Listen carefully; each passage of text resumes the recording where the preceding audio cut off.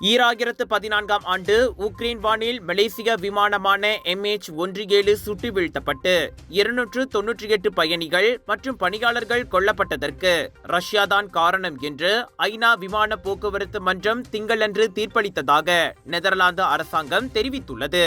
எந்த வகையான இழப்பீடு வழங்குவது குறித்து அனைத்து வகை சிவில் விமான போக்குவரத்து மன்றம் எதிர்வரும் வாரங்களில் பரிசீலிக்கும் எனவும் கூறப்பட்டுள்ளது.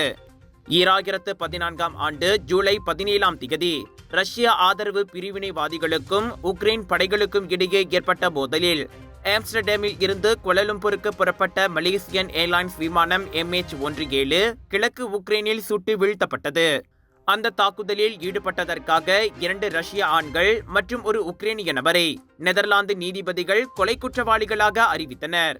ஆனால் மோஸ்கோ இந்த தீர்ப்பை மோசமானது என்று கூறியதோடு அதன் குடிமக்களை நாடு கடத்தப் போவதில்லை என்றும் தெரிவித்திருந்தது.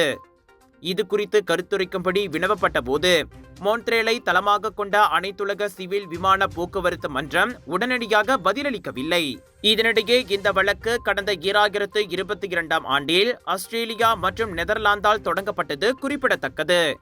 MH17 விமானத்தில் பாதிக்கப்பட்ட அனைவருக்கும் அவர்களது குடும்பத்தினர் மற்றும் அன்புக்குரியவர்களுக்கு உண்மையை அறிந்து கொள்வதற்கும் அந்த விமானம் தாக்கப்பட்டதற்கான நீதி மற்றும் அச்சம்பவத்திற்கு பொறுப்பானவர்களை கண்டுபிடிப்பதற்கு இந்த தீர்ப்பு முக்கியமான ஒன்றாகும் என்று நெதர்லாந்து வெளியுறவு அமைச்சு கூறியுள்ளது.